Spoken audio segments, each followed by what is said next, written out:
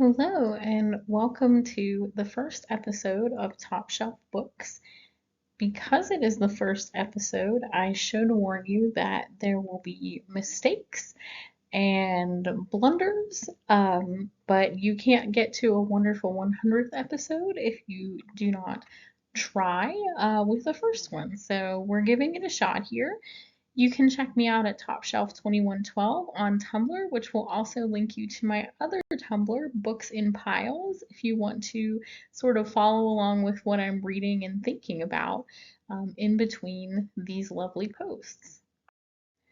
Since it is the first episode, I really do feel like I should set out sort of what I'm trying to do here. And what I would like you to imagine, if you're an avid reader like me, there is probably a bookstore in your memories, maybe a secondhand shop, maybe it is a franchise that's gone, or maybe you're lucky enough to still be able to go to it today. But at some point, you walked into that space and you took home a book that sort of changed everything for you, and maybe it was an unassuming book or a silly looking book, and you didn't have much hope for it. I really hope that this presentation and the ones that follow they introduce you to maybe something that you're excited to take home or search out or maybe pick up for someone else. So I will be introducing you to titles that sort of form the foundation of the conversation about the topic of the day. But I hope I take you past that and introduce you to some titles that you are excited to make part of your TBR. Today's topic is going to be Appalachia. This is the Ohio River and a view close to where I grew up, looking out across the river. I'm talking to you from my home ground for episode one. So you are going to get a little bit of family history, warts and all. So I apologize for that. But it's a beautiful area and it's rich in history, Native American history, the history of people coming together to fight for their rights. Unfortunately, the history of environmental theft and destruction as well. But I wanted to start with something that was close to me, and I'll tell you why this particular episode came about. I was traveling a few days ago with my mom and my aunt and my sister. We were going to see a play. My sister and I were sort of dozing in the back, and my mom and my aunt were reminiscing in the front of the car. And I'm just sort of letting these family names and family stories wash over me. But as they did, I'm hearing about things that happened before I was born and part of a culture I never really saw. And I thought that I wanted to sort of do a salute to it in this first episode. I wanted to commend these individuals that had come out of coal country and tried to make a life there and struggled, and talk about what the literature has to say about them. My grandparents were wonderful grandparents. Now, they came out of coal country culture. My pap had 12 siblings, and almost all of the boys, as well as their sons, went into the mines at some point. And in fact, this area was really known for if you wanted a good job, you were either in the mines or you were working in the steel plants. And it's unfortunate because it impacts the politics today. You can still see billboards where politicians are arguing against effectively clean energy and arguing for the return to coal. Those of you that are scientifically minded, you could probably tell those politicians a thing or two about you can't make coal exist where there isn't coal. If you're hearing a little bit of chaos in the background, those are cats. They will no doubt be part of our experience as we go forward. They do not care about Appalachian culture, unfortunately. Anyway, my pap and his sons and his brothers went into the mines, and What I have learned recently from overhearing family conversations is that the culture that surrounded the men that worked the mines was very brutal. They were often injured, they were overworked, they um, they had no time in which they could develop hobbies or intellectual pursuits. So, a lot of times when they came out of the mines, they drank heavily, they ran around, they ended up in jail. And that was just sort of accepted because everyone knew that it was brutal work. And I do know that the injuries were a very prevalent thing. My pap, for instance, was injured in a machine accident, and I know he couldn't lay down for many years. And the doctors just sort of said, "Ah, it's a coal injury. That's what happens with those." And they didn't really look into doing anything. So brutal for the men, but also for the women, because they were expected to adhere to this culture. They could not call on the men when they needed them. The men were in the mines, and then sometimes the men would disappear with their paychecks and go binge drinking. A lonely, difficult life. But as I said, they were wonderful grandparents and they overcame a lot of the things that their parents did. So I know my Pat, for instance, went to Korea at 17. His parents signed over the documents, his mom actually, because his dad was abusive and he wanted to escape the abuse. So they triumphed over that abuse and they helped give their kids more financial stability and more emotional care and just I think they deliberately tried to be better parents and they were wonderful grandparents. So I commend them for that coming out of this culture where certain things were just accepted. All right, shifting from my dusty family stories, apologize if I have bored you there. Some books I want to sort of put us in conversation with to begin with.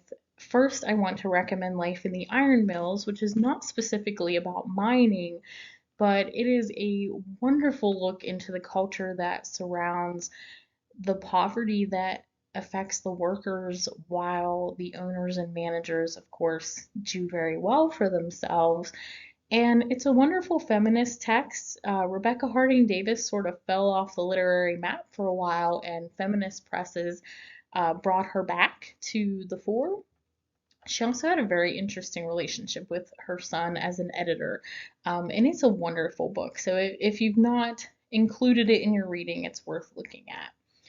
Hillbilly Elegy, I have to mention just because unfortunately a lot of the country now knows our area through the lens of Hillbilly Elegy. Other people have fought the good fight with this book or for this book in other far more eloquent discussions. You have probably already noticed that I am not an eloquent speaker. I wish I was, but I write very well. I speak rather poorly. So I hope I'm just able to hook you through the entertainment value of, oh, listen, she's blathering again.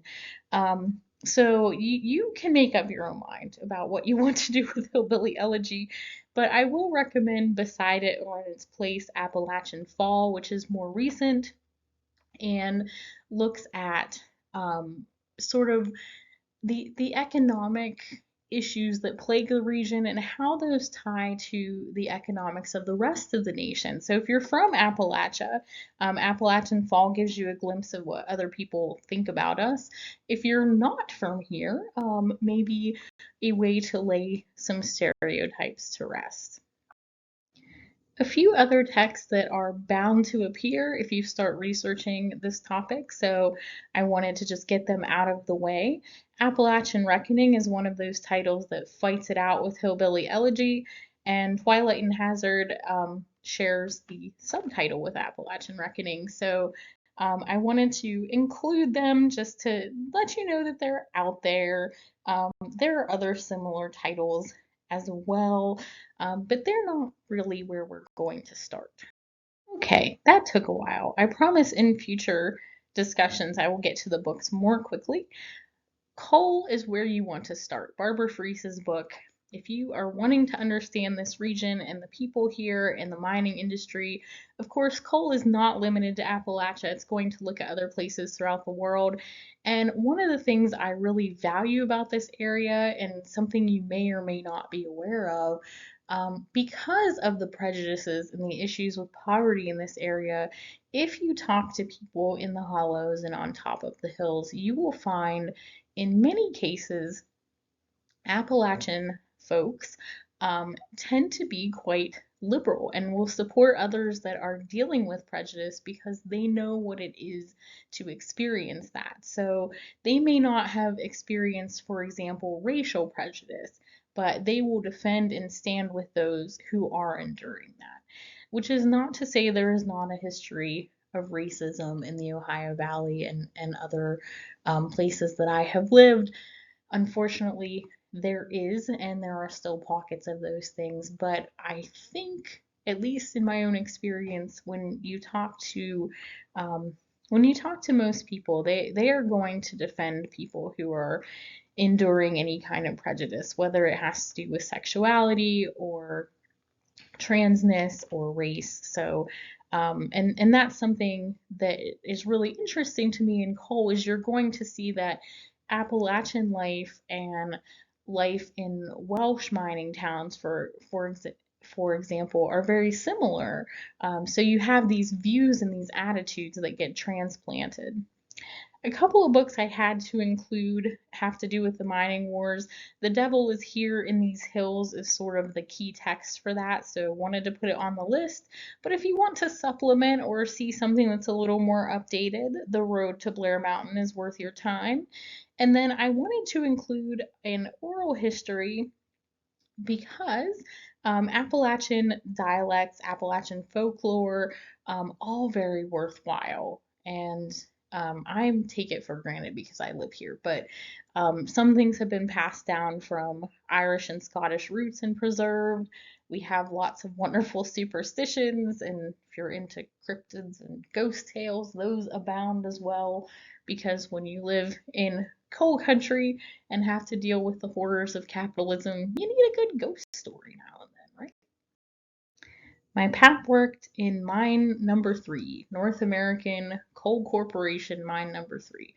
The corporation exists, the mine is now closed, but just because many of the mines themselves are gone doesn't mean that the issues surrounding them have vanished. So let me please recommend to you Soul Full of Coal Dust, amazing book in which doctors were fighting for the recognition of black lung, which was being blamed on communities for being poor. Miners were blamed for smoking, drinking, all of these things. This still happens in Appalachia today, and if you've ever looked at one of those life expectancy maps of the United States, you will see that we have low life expectancy in this part of the country, and a lot of that has to do with pollution that has been generated from these lovely mines and factories that are making money that gets sent out of the state.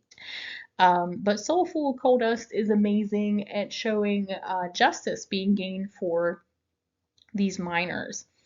The Price of Justice is sort of a breathless court drama. I love a court drama. Um, and again, taking on the folks that have the money and the power. Thunder on the Mountain does something very similar. Unfortunately, it is close to my life. I know many of the names and the places that are mentioned, I regret to tell you. But these issues still continue, not to be confused with Thunder in the Mountains, which is also about the mine wars. Many people view Appalachia as being a very homogenous space, and as I said before, I think that's something that we need to correct. I think that there is a lot of social justice that happens here and a lot of allyship. So I wanted to give you some texts that are starting to dig into that. These are not the only ones. You can find more, but these are just, a start. I was not happy with all that I found in terms of um, coal mining and black coal miners. So, if anyone wants to pick up that baton, I think we need something a little more recent. But I did include two texts for that. And I also included pit ponies, which were not used as much in Appalachia as in some parts of the world, but capitalism is cruel to not only human animals but other animals, and I wanted to sort of remind us all of that. So, worth your time to look at these lovely creatures that the miners were often bonded to, and both the humans and the animals were often abused by the folks with the money and the power. When it comes to sexuality and gender, Tar Hollow Trans, Loving Mountains, Loving Men, both are very deeply rooted in place, but also look at those aspects of identity. In a very recent publication, Another Appalachia is going to look at that identity, but also growing up as someone of Indian descent. To Live Here You Have to Fight looks at how women were involved in social justice, and I believe I mentioned with the miners were in the mines and they were tired when they came out, which is not to say they did not fight for themselves. They definitely did, but a lot of the jobs in Appalachia for men have historically been pretty backbreaking. So women have been out there on the front lines, sometimes doing those jobs. There were certainly women coal miners, but often being the voice for the people that were being impacted by them and trying to change things. As I said, this is only one of many titles. There's also Something's Rising. There are several titles that also specifically look at mountaintop removal and fracking, which are both issues for this area too. Some fiction to go along with your other reading. Again, I wanted to give you some titles that maybe were not on everyone's radar. So, The Secret Wisdom of the Earth deals with coming of age, but also mountaintop removal. And then One of Us is going to deal with coal country, but it's really more about mystery and family secrets. So, for those mystery lovers among you. Perhaps my favorite thing about researching books or recommending books is that they will lead to other books inevitably. These are not part of my collection at present, so I cannot tell you for certain if they are good, but I thought they were worth mentioning. So, Caverns of Night, looking at coal mines in art, literature, and film, that's going to be more of an academic text. I did find that readers liked One Sunset a Week, especially the children of coal miners. They said that they really related to it. And then I'm excited about The Deep Seam. Supposedly includes the first woman coal miner in fiction. If you know otherwise, please let me know. But the best price I can find is $30 for a used copy, and that's a little pricey. But hopefully, eventually, that one makes its way home to my collection. All right, we've made it to the end in under 20 minutes. If you've listened to me this long, then you've outdone so many of my students over the years, so I do appreciate it. I do want to give a shout out here at the end to Shepherd Books. It's one of my favorite places to look for books. It's a really unique website, and it's new and it's funded by the creator, pretty much by himself and with donations. So it is definitely worth your time. And if you can help fund that site, I definitely think it's worth it. Um, if you would like to comment or have something that you would like me to discuss, feature, dig into, if you think I missed or misspoke, something critical, I'm human, I make mistakes all the time. I will just put that up front. So let me know and I'll do my best to address that in the future. Um, of course, everything I'm saying here about the area comes from my own experience, so I am not the official spokesperson for Appalachian Studies or the books that are included here, but I hope you will check out these authors and that you found something new and exciting to read. So until next time, happy reading. I hope you find something wonderful.